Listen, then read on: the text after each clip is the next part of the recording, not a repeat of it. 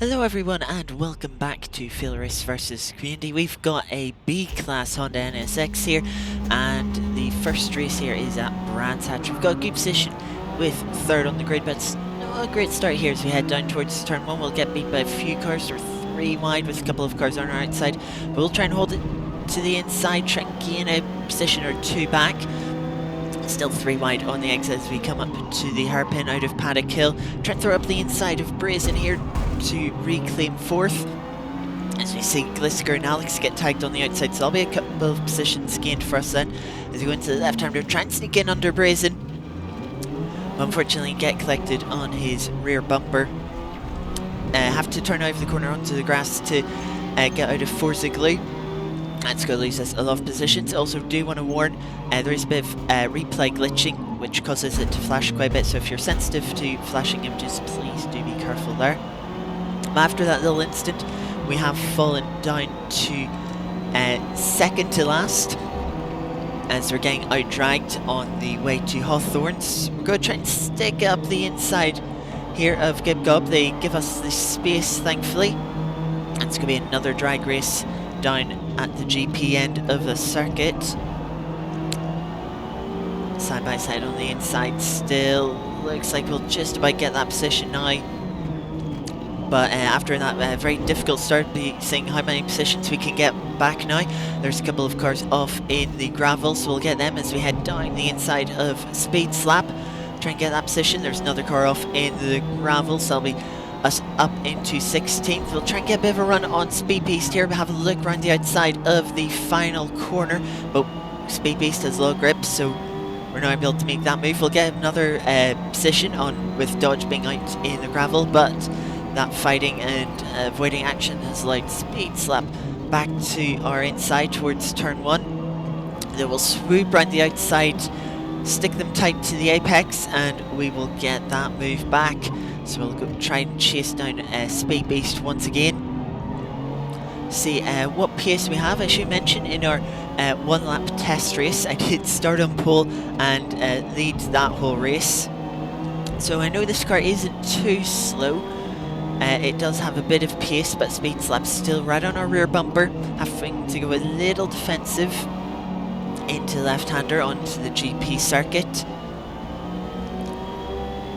But we'll see what straight line speed we have in comparison to Speed Slap. They've got a bit of slipstream, so we'll go defensive as we go down the hill. Now they'll pull alongside, try and go the long way round. We'll have to leave them space on the outside, but they're not able to carry enough momentum to stick around there, so we'll pull back in front.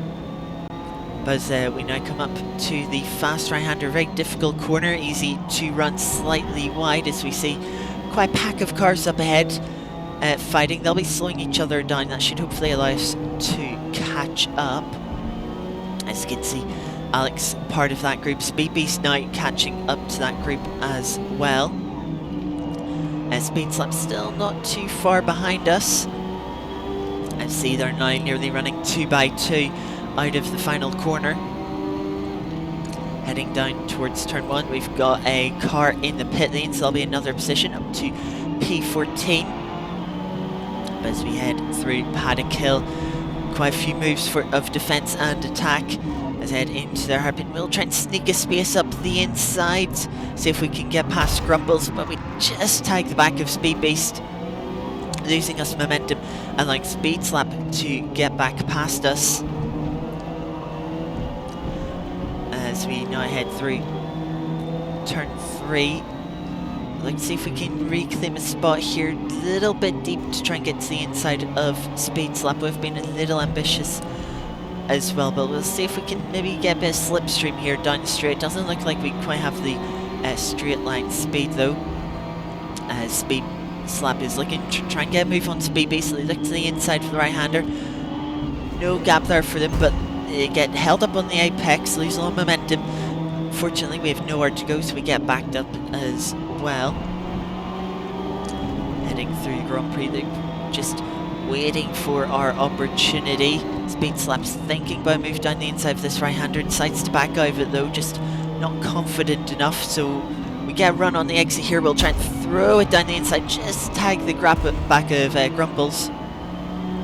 But we do get ahead of Speed Slap, who decided to slot in, maybe try and go for a cutback.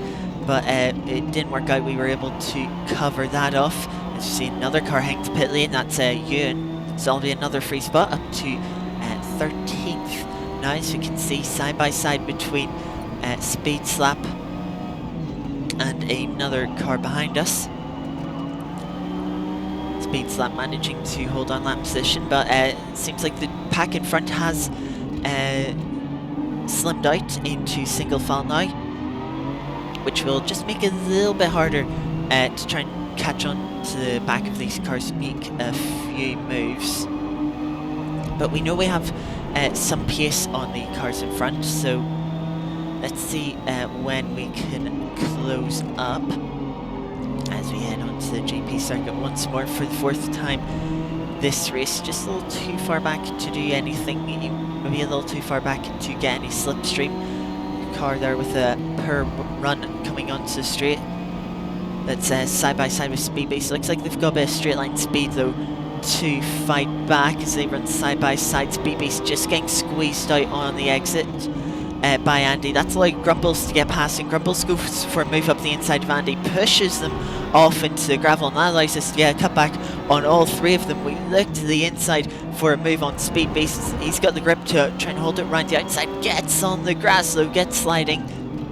So now we're going to try and hold it round the outside of them, but we just get pushed wide onto the grass quite rudely. That loses us a position to Gib Gob as well. But we're going to try and throw back down the inside of the final corner, just while Gib Gob's held up a little bit behind Speed Base. So it'll be side by side drag race down the start finish straight here towards Paddock Hill. Once again, we'll have the inside. We'll hopefully try and get the move done there, which we have done as Speed Beast runs wide. A bit of karma, I would say, for the last lap, but that allows us to get up into 10th place. Got quite a gap, nearly 5 seconds now ahead to Alex in 9th, but you can see a couple of cars fighting behind us, just slowing themselves down.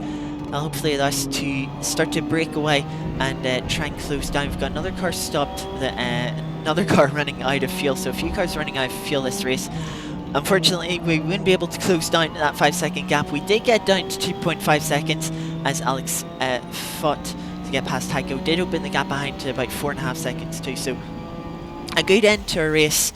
Unfortunately, no one around to close up to. We'll get 137.8, not too bad, quite competitive with quite a few cars, only a couple of cars really stretching into the low 37s. So our cars show competitive pace, just unfortunate with that first lap incident and falling back down the pack and then having to struggle with the traffic. But P10 is a good recovery from there as we move into the second race now, this time at Laguna Seca. Pouring down with rain this time. It'll be another mediocre start here as we just see the cars in front of us pulling away, pulling a gap. We've got a car, good starting car guy on that goes to the inside. Wanted to try and cover that off, but ultimately they were just going to use the pit exit. We'll get pushed out here.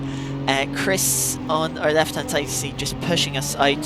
He had that Forza glitch of not being able to see half the field, so we'll just have to deal with that. Not anyone's fault, just the game's fault there. So we'll try and hold the inside here for the first of this double right-hander to hold on to 18th, losing a few positions of course from that moment in term of falling down to 18th. We've got a bad run out of the right-hander. That's got like Coffee Addict to get to our inside. We go quite defensive to try and just try and hold on to position, hold them tight to the apex, but they're still fighting it as they're right to do so. They'll have the acceleration to pull ahead of us as we come to this quick left-hander, though it's 3 wide in front of us.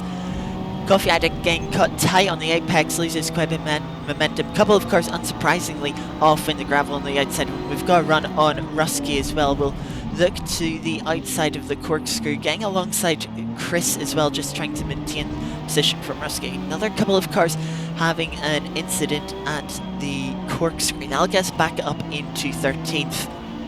And so quite good going though. We'll run slightly wide on the exit of the left-hander, allowing Rusky to get back side by side I'll try and squeeze him on the apex, on the exit, sorry, but he's still side by side. We'll go to the inside into the final corner again. Another bump from behind, frustratingly. That allows Ewan to pull alongside, albeit another drag race down to turn 1, a drag race that we won't win, so we tuck back in for a little bit of slipstream. Maybe think about move into turn 1, Ewan going slightly defensive, so we'll look to the inside just in case we do misjudge our braking. That does allow Coffee Addict to get to the inside, but we'll hold it around the outside. That'll give us the inside for the first of these right-handers. Take a little too much of the apex curb bounce on the anti-cut. Well, it looks like Coffee Addict running slightly wide onto the sand. Allows us to claim that position again, as we've now got Glisker, one of the cars involved in a lap 1 incident, coming back through. We've still got quite a pack of cars in front of us. As we come up to this fast left-hander, they may hold themselves up here, give us an opportunity to close back in. I see all nice and sensible through there. Struggle with a little bit of understeer, a little bit wide of the apex. That gives Glisker a run as we head up to the corkscrew. We'll defend the inside, force him to the outside, braking late, just able to pull back in front there. As we head through the final sector once more, this pack of cars starting to fight a bit more now towards the end of this lap, hopefully allowing us to close in. Chris looking for a move on Ewan, but as we come into the final corner, it's as packs just go concertina back up, allow us to close in. We'll take in quite cautiously, we don't want to bump anyone off, get any bumps like we received last lap, but we're in slipstream of Chris now. We head down the start-finish straight over the crest at turn 1. We've got a little bit of a run, think about the inside. Chris just covers it off, but leaves enough of a gap for us to send it down the inside. We'll try and get the move done, but Chris tries to hold it round the outside. Well, that'll give him the inside for the right-hander here. We'll try and hold it around the outside, but we just don't quite have the grip. Try and hold around inside. Of course, Chris can't see us. He just leaves us enough room, thankfully, but was tight with the gravel. That's allowed Glisker, though, to cut back, get to our inside, and near the guard position. We're trying to fight back. We'll look to the inside of this left-hander, even having a look on Chris, who thankfully leaves us the gap, but really just trying to stay ahead of Glisker. Unfortunately, Glisker will have the acceleration to pull out in front. We'll have to slip back in line for this quick left-hander. Chris out a little bit wide there, so we'll look, try and get to his inside for the corkscrew. He just closes the door on us. Although speed base around the outside, but the gap opens back up for the corkscrew itself. We'll send it down the inside on the brakes. Our car seemingly quite good on the brakes, so we're looking to try and take advantage of that, and we do get the move done in the end on Chris. So now we'll try and close back up to Glisker, see if we can maybe hunt down the cars in front. Hopefully not get rear-ended by Chris as we head into the final corner. You'll see in the replay, Alex has a go for a move, but you can see the cars just kind of glitch out, and we'll see Alex get spun off into the gravel, unfortunately. Pretty much putting an end to his race as we start lap 4. Still on the back of Glisker, we'll close in quite a bit in the braking zone here. Once again, our car, the NSX, showing its strength under braking, though of course we do struggle for acceleration and top speed compared to Glisker, and that'll make it quite difficult to get this move done. Kind of like how cars struggled to pass our Ford Focus a couple of weeks ago, and we created a quite big train. So we'll have to go through that challenge that we put up for others a couple of weeks ago. Though luckily this time for us, we don't have a pack of cars behind us putting us under a lot of pressure, giving us time to make a clean move here. See, falling a little bit back through these acceleration zones on Glisker is maybe still think about if we can catch up the cars in front. If we don't fight, just sort of put our focus on them in front. Glisker a little wide into the corkscrew though. You can see just tight on the second apex. Now into this left-hander can see where our car just maybe closes up a little bit with slightly better handling that we have, especially in the penultimate corner though, just clipping that anti-cut, pushing us wide. So we're not close enough to make any move into the final corner, running a little deep into the final corner as well. Can see Chris in the background is holding everyone else up, so we're unchallenged from behind. The Glisker's just got a little bit away with that mistake. So we'll skip forward to the halfway point of this lap, through the corkscrew again, closing up a bit again through this section of the track. Head into this left-hander, closing in quite a bit this time. Maybe thinking about moving to this right-hander. Glisker slightly defensive. We're right on their rear bumper. Maybe thinking about moving to the final corner. Again, Glisker just going slightly defensive. So decide not to go for anything risky or aggressive this time. As we head on to the penultimate lap now. Still a little bit of time if we want to try and get a move done, but it is going to be difficult. See, Glisker just pulling out half a second into the first braking zone. We do close up, give her a little tap on the rear bumper. Doesn't affect them at all anyway, so we carry on as is, but you can just see how strong we are under braking, and how much we can close up there. It's just struggling to be close enough to make a move in the first place. Glisker just sliding out to the outside curb, matching our delta for our fastest laps so far. You can see the cars in front just starting to pull away now as Gliskers are struggling a little bit. We're right on our rear bumper once again, trying to get any bit of slipstream we can through this left-hander again, just really hitting that anti-cut really hard, pushing us a little wide, just managing to stay out of the gravel, but definitely hurt our momentum up the hill here towards the corkscrew again, just how much we close in under braking into the corkscrew there. You can see on the exit now, thinking, trying to go wider line into this left-hander, maybe try and cut back on the exit, not able to get it done that lap, just slightly into the rear bumper once again. Just trying to find a space to pass. Little bit of an opportunity there. Glisker not defending the inside to the final corner, running a little bit deep though, but she'll have that acceleration to just pull back in front as we start the final lap now. Time is running out if we want to make this make a pass, but we're just being patient. We don't want to do anything too irrational and end this race with a messy incident, so we're just biding our time. See if Glisker does make a mistake. So once again, just pulling out a good gap through these acceleration zones. Maybe thinking we could have maybe fought the cars up in front. You know, it still looks to be a bit of a pack there. They just don't seem to be fighting each other enough to slow themselves down. But we're closing in once again on Glisker. Thinking if we'll get an opportunity for a move, we're going to get a good run through this left-hander, which we do get this time. Glisker just sliding a little bit. You can see we close up initially with our better run, but again the acceleration from Glisker just pulling them back ahead, even slipstream not helping that. They run a little bit deep into the corkscrew once again.